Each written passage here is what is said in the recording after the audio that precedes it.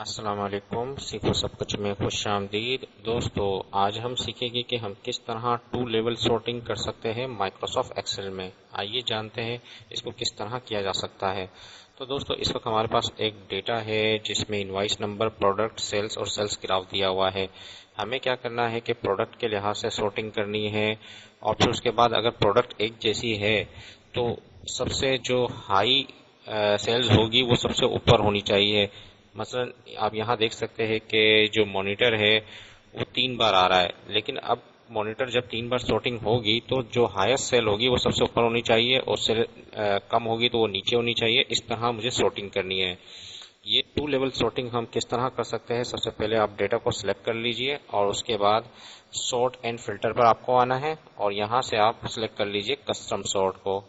جیسے ہی میں نے کسٹم سارٹ سلیکٹ کیا تو اس وقت کیا ہے، یہ فرسٹ لیول سارٹنگ ہے جس پہ ہم نارمل کرتے ہیں۔ میں نے کہا کہ پروڈکٹ یہاں سے سلیکٹ کر لیا میں نے، اور اے ٹو زی اس کی سارٹنگ ہونی چاہیے۔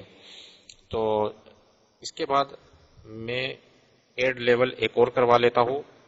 یہ دوسرا لیول ہے، یہ پروڈکٹ کے لحاظ سے تو سارٹنگ کرے گا اے ٹو زیڈ، لیکن اس کے بعد یہ کیا دیکھیں، سیلز کو دیکھیں، سیلز کو دیکھے گا۔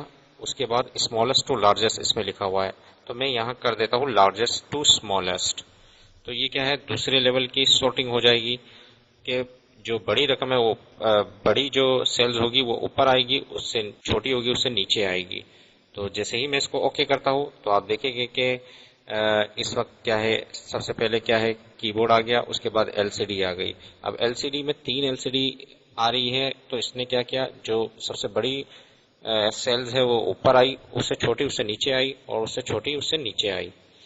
تو اس طرح مانیٹر میں آپ دیکھ سکتے ہیں کہ 3 مانیٹر دکھا رہا ہے، اور اس کے بعد جب سیلز دکھاتا ہے تو مانیٹر کی جو سیلز ہوئی ہے 450 اوپر آ رہی ہے، 300 اس سے نیچے، اور 200 اس سے نیچے۔ تو اس طرح یہ آپ ٹو لیول سارٹنگ کر سکتے ہیں مائکروسافٹ ایکسل میں۔ تو دوستو، امید ہے کہ یہ ویڈیو آپ کو بہت پسند آئی ہوگی۔